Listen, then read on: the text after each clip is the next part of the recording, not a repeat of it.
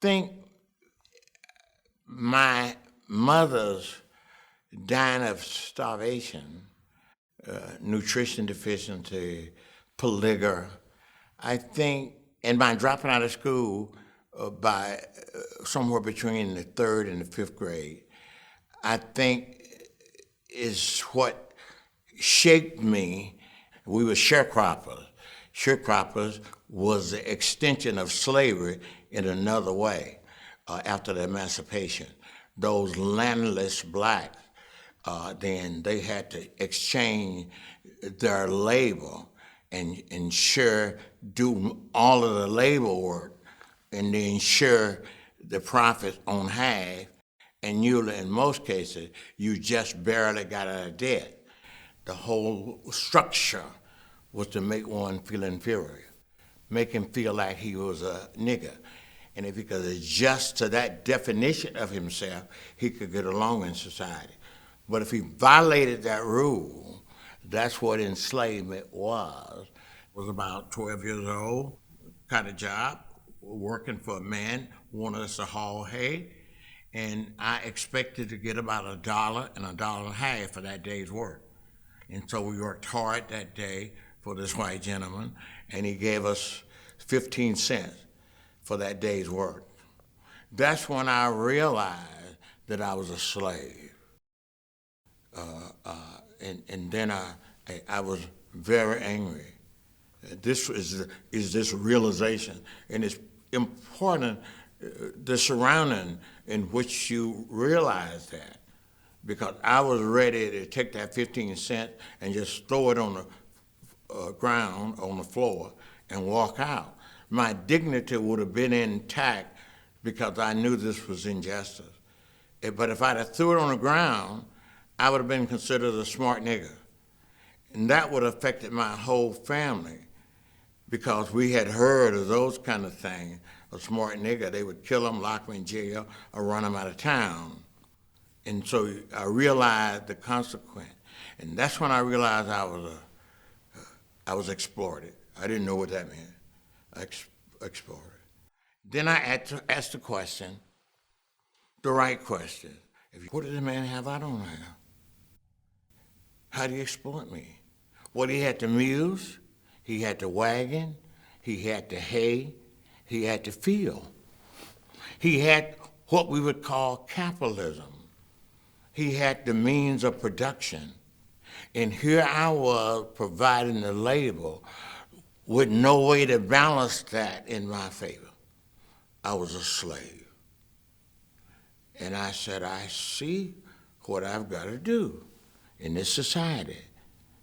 I said, I've got to get me the means of production.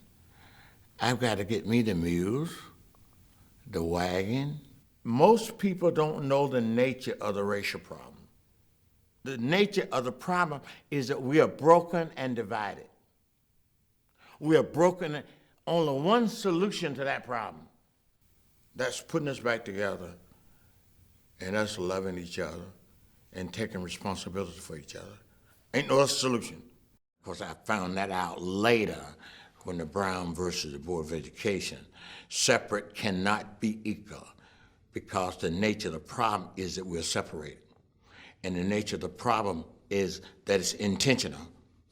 It's intentional, and it's intentional from economic viewpoints first. It becomes social later.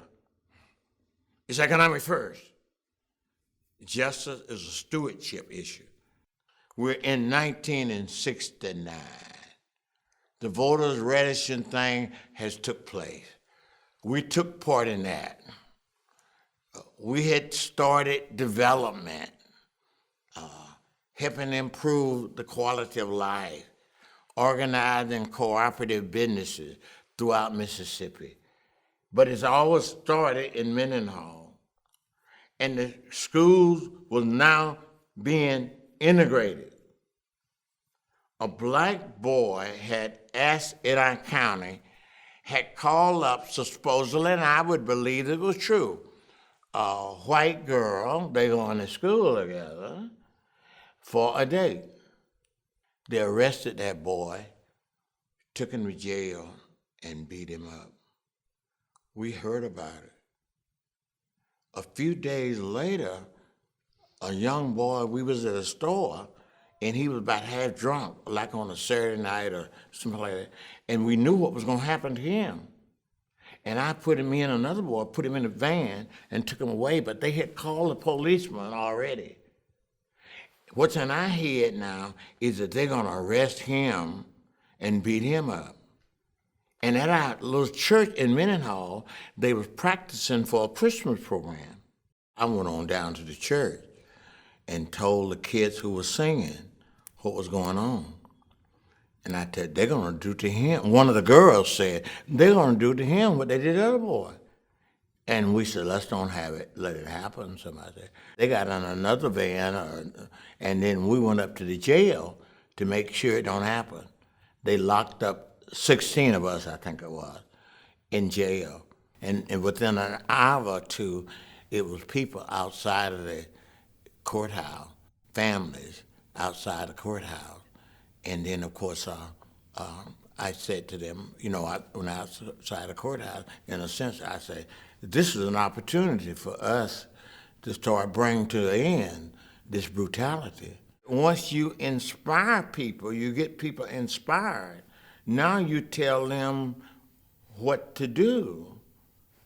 That's Martin Luther King, I Have a Dream. He said all of those things that need to be said as it relates to the historical struggle. He defined that for us and he spoke to us. Well, that's the way it ought to be, and that's the way, it ought to be. So when I was speaking, I said, boycotts was where it was at. Because the nature of racism is economic. The whole idea of segregation is economic.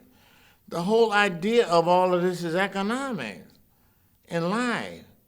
And if you remove the economics, or that you change the direction of the flow of the economy, you change people's behavior.